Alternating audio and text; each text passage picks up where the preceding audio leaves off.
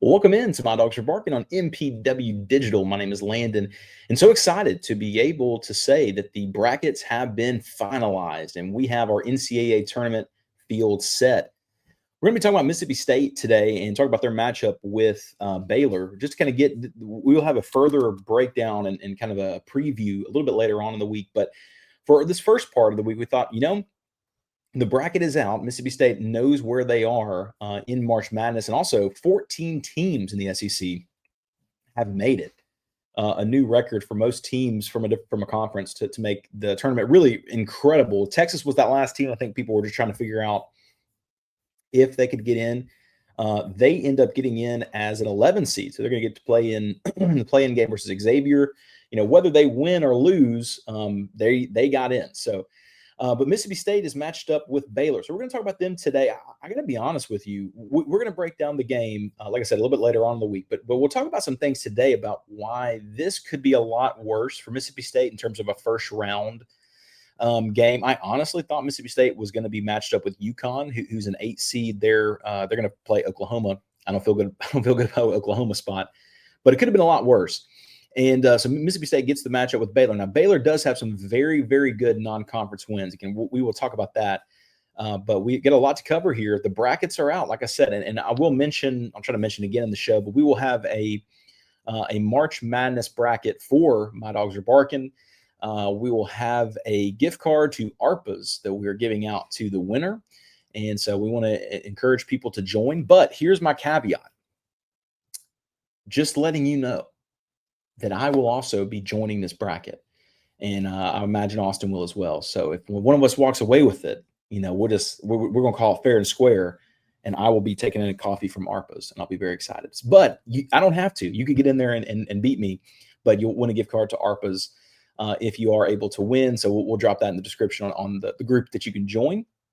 But that's going to be on the 21st when Mississippi State and Baylor match up. So let's talk about Baylor here in just a moment. But before we do that, we talk about ARPA's. Let's just go ahead and mention them now. ARPA's, they're in the heart of the Cotton District in Starkville. ARPA's Coffee Bar is such a great place to go. That they understand that great food, great drinks is best enjoyed in the company of friends and loved ones. But also, their warm and inviting atmosphere creates a great backdrop for great shared memories with other people, with friends, not just family. And so their entire team, Jose and the rest of the fam, is dedicated to ensure your experience at ARPA's is nothing short of exceptional. So fantastic coffee, Venezuelan food, Venezuelan coffee. It's just such a cool and unique experience. Go visit. Look, if you've never been to ARPA's before, we'll save you 15%.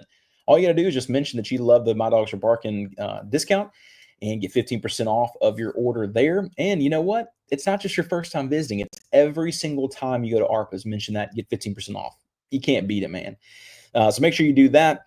And man, so excited. And I was thinking about March Madness. Thinking about the March Madness darlings. Think about the Doug Eater, the guy from St. Peter's a couple years ago. Think about those people that just Kimball Walker during March Madness. These people that you just love forever. They're the legends forever. And their mark on March Madness, can lead to commercials, can lead to all kinds of things. They might even end up getting rich. But what does it mean to be rich? Maybe it's less about reaching a magic number and more about discovering the magic in life. Skip Langley is your Batesville, Mississippi, Edward Jones financial advisor, serving clients in the area and across the state. Count on him for financial strategies that can help you support a life you love, because the key to being rich is knowing what counts. So contact him today at 662-563-9843, and together you can find your rich. Edward Jones, member SIPC. So Baylor. Let's talk about them. Baylor is an interesting team because this is a team that is coached by one of the best coaches in the nation, Scott Drew, a guy that a lot of Kentucky fans wanted last year. But for all intents and purposes, this is not your traditional Baylor that they've had the past couple of years. Very talented roster, but they just have not had the same results, I think, as they were wanting. And so this season, they finished at 19-14. And on Friday, we'll finally get the game with them at 11:15 Central to figure out who goes to the second round. But Baylor has had some struggles. Now, they did win a game in the Big 12 championship, the Big 12 tournament on Wednesday. They beat Kansas State, who also had a down year. Kansas State didn't even make the tournament. before they lost to Texas Tech on Thursday, 76-74. In that game, though, is the guys, kind of the matchup to look at, and that is Norchad Ormir for Baylor. Averages 16 and 11, the 6'7" forward. But in that game versus Texas Tech, listen to this. He had 29 points, 2 blocks, and 15 rebounds while shooting 84% from the free throw line. So really talented guy. You got to wonder, and what I would imagine is that Cam Matthews is going to be matched up alongside him. If you're watching on YouTube here, you can see the our actual bracket. But you'd have to imagine that that's going to be the matchup there with Cam Matthews versus Omir. But the thing is, in terms of pure talent, Omir's not even their best player. He is their leading scorer and rebounder and whatnot. But VJ Edgecombe is really, really talented. He's a true freshman. He's the freshman of the year in the Big 12. He's honestly a future first-round draft pick if he declares this season. Really talented guy. Now, what the thing with him, though, is that I think the question most State fans are wondering is, can this team shoot threes really well? They really don't. In their loss versus Texas Tech, they shot 25% from three. In their win versus Kansas State, they shot 33%. That's not really their game. They're more so about high percentage shots from inside. And that's interesting because State does not have a true inside force, kind of a rim protector. They have really good help defense, but that's what's hurt them in the season because they've kicked it out, and different teams who can shoot the three can really affect the shot. Well, this game's going to be interesting because Baylor is not the same kind of three-point shooting team, and it's not that they don't have three-point shooting guys, but it's going to be really interesting to see this matchup between both of these teams. I'm really looking forward to what this game will bring. Another kind of note to have here is you look at all in all, kind of the big picture, and that is that this could have been a much worse first round draw. I honestly thought State was going to be a 9 seed after kind of how things were projecting up. And so I looked at it. I really thought they were going to be heading into a game with UConn. That's what Joe Lunardi had for a while. They also could have been matched up with Gonzaga. You want to be matched up with Gonzaga or UConn? That sounds terrible. Despite the fact they're both down this year, that's a rough draw. Another one you could have been matched up with that's an 8 seed is Louisville. I don't want to be matched up with Louisville. Are you nuts? So State honestly got out of here a lot better than I thought they would, despite the fact kind of where they've been trending towards. And if Mississippi State gets past Baylor, and that's a big if, they await then most likely Duke will be awaiting them. And we know that Cooper Flagg, the first overall pick in the NBA draft, is injured himself in the ACC tournament. And his kind of status is unknown. They're saying he could have come back in the game that he got injured in, but he didn't. And so you have to wonder, like, okay, well, how injured is he? But obviously Duke's a number 1 seed, and you kind of deal with that if you have to deal with it. But if State end up winning on the 21st and on the 23rd, so Sunday, they would be facing off against Duke.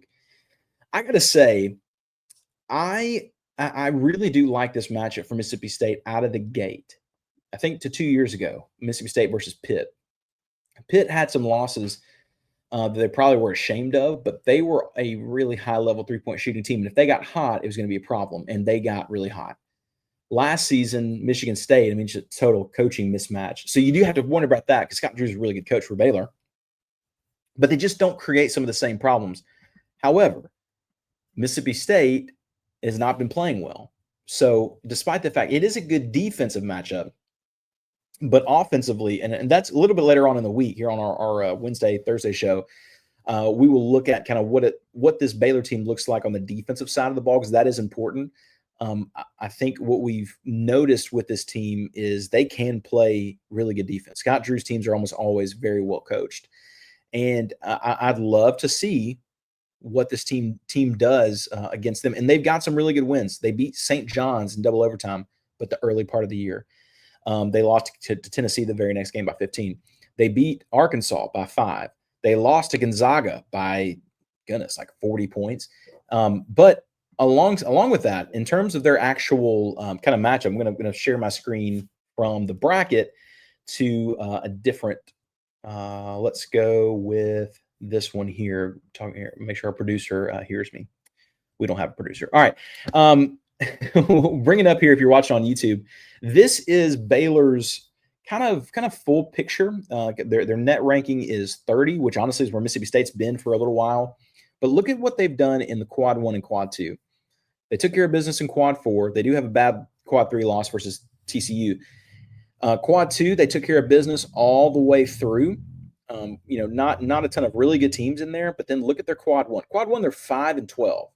And 2 of those wins came in the earlier part of the season. They did beat the Arizona team a little bit later on, and they beat Kansas, and Kansas kind of been slacking. But in terms of everything else, like versus good teams, or honestly versus, I guess I should just say versus tournament teams, they've struggled, and that's what's kind of been the story here when it comes to the Big 12 later on in the season. That loss versus Tech, 2 losses to Houston, although they played Houston really, really well at home for their season finale. Arizona at home, it's not like all these games are blowouts, but they did not take care of business on that side of the course. I'm really interested to see what Mississippi State can do against this team. And again, we'll do a much further preview later this week.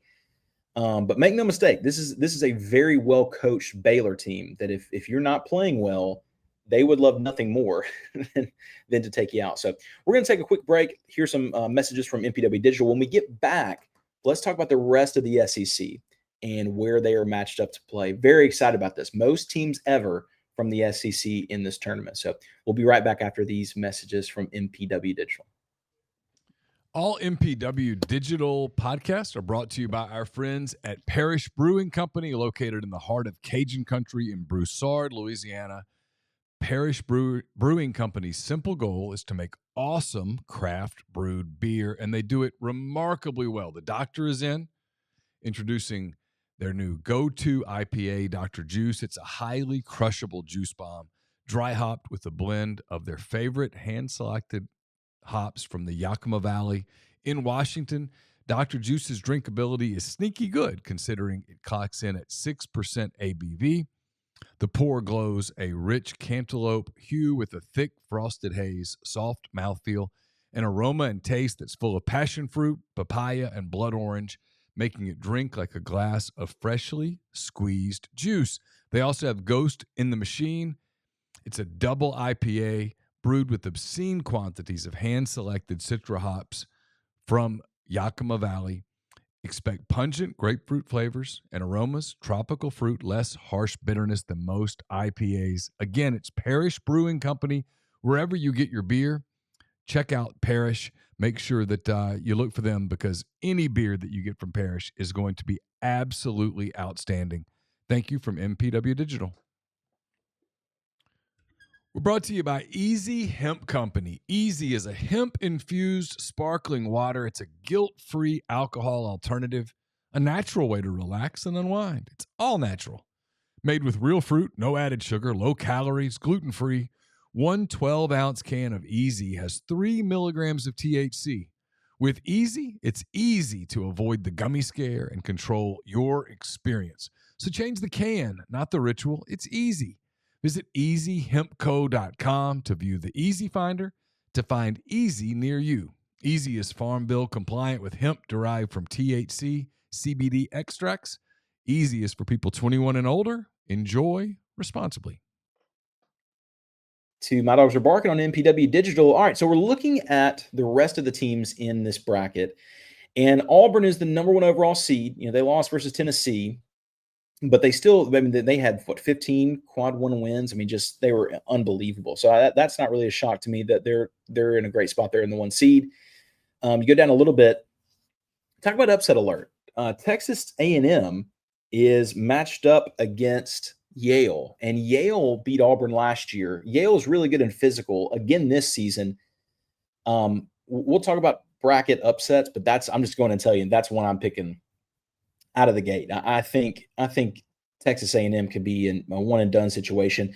Ole Miss, our old pals from Oxford, folks here on MPW Digital certainly know Ole Miss. Ole Miss gets the 6th seed. Honestly, I thought they could have been a 5, just because of their roster, or not their roster, but their resume. But they get matched up with the winner of San Diego State, North Carolina. North Carolina, in case you lived under a rock when it comes to tournament talk, or maybe you have much better things to do, but North Carolina, an abysmal 1-12 against quad one opponents this season. They got in the tournament because their non-conference schedule was really, or pardon me, their strength of schedule was very tough. But they sneak in. I imagine San Diego State will get the win there, and it'll be Ole Miss matched up against San Diego State, which would be an interesting matchup because both teams can play really good defense. I'd love to see that. I think Ole Miss honestly has a good chance to advance to the round of 32. But then they'd probably await Iowa State. Sorry, my camera's going bananas. Probably await Iowa State, which is not ideal. Scrolling down to Florida, they get the number 1 seed in the West bracket, and Florida wins the SEC tournament. And I'm just telling you, man, I think Florida's going to win this entire thing. Here's the reason I say that, and it's the reason why I'm not picking Alabama. Alabama, it seems like they kind of have one way to beat you, and that's by shooting you out of the gym. I think Florida can beat you in many different ways. And to a certain extent, Auburn can as well. But Florida is so deep. And here's the best thing. They're playing their best basketball right now. That's very important. Oklahoma squeaks in, and they get to play UConn. So congratulations to Porter Moser. Here's UConn. I don't think they stand a chance in that game. Could be wrong. I don't see it. Missouri gets a very good shooting Drake team. Drake Bulldogs, they're on the 6-11 matchup. That's an interesting one. That's going to be a really good game. I think Missouri will pull the win off. But in terms of like a fun game to see, I think that would be one. I think Missouri should be able to get the win there. Kansas and Arkansas.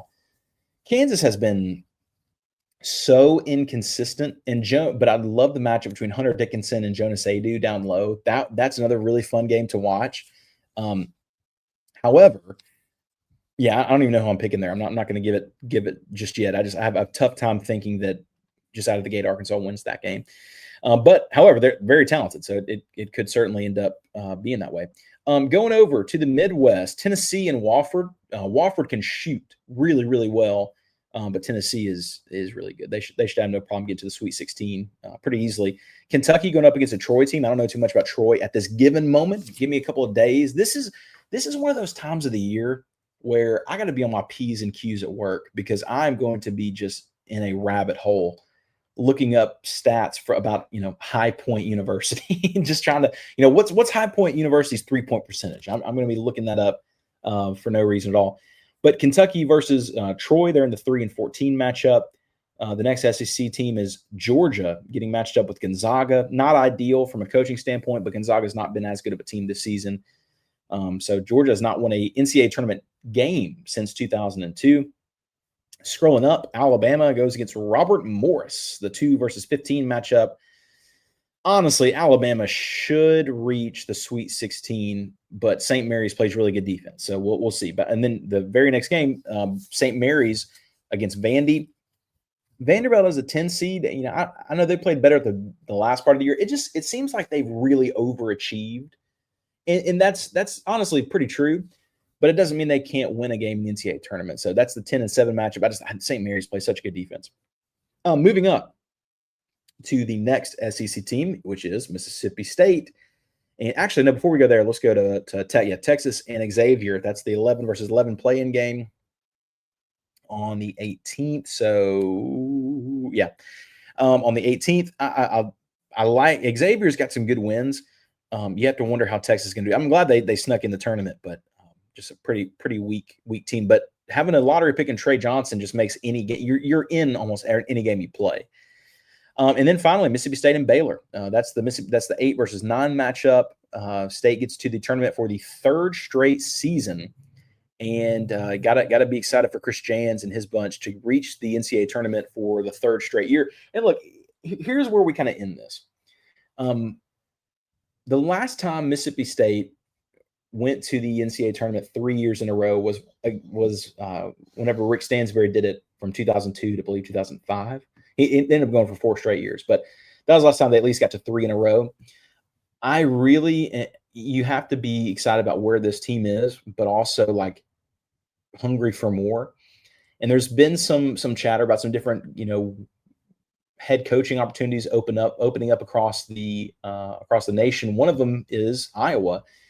which is the same state that Chris Jans is from. And so you have to wonder, is that somewhere he's going to go? And so I look at this and I will go, okay, if State gets bounced and they're one and done, does he think, I've kind of hit my ceiling here? This is kind of what this is a team that can maybe win a game in the NCAA tournament, but that's kind of it. Iowa's got a much easier road than Mississippi State does currently in the SEC. And we'll get to that if we ever have to, but you just have to wonder. I think it would be huge for State to win a tournament game. We're not talking about Sweet 16, but get to the round of 32 and say, hey, here we lost against a number one seed, against one of the most talented teams in the nation. No one's going to be mad at you for that. And you build a lot going into next year because State has not won an NCAA tournament game. Can anybody remember the last time? It's 2008. So they end up losing to Memphis in the round of 32, barely, that Derrick Rose team, but they beat Oregon beforehand. They lost the next year in the 8-9 game, or the 7-10 game versus Washington. So I'm excited to see where this team goes. Again, we'll have a more in-depth kind of preview a little bit later on in the week. As I mentioned, sign up for our bracket, and it's in the description. Would love to have you in our group. And hey, if you win, go ahead and get yourself a gift card to ARPA's. So thank you guys, as always, for listening to My Dogs Are Barking. We thank you so much for our advertising partners, and we thank you guys so much for listening. Hey, it's the best part of the year. It's March Madness. Have a wonderful week.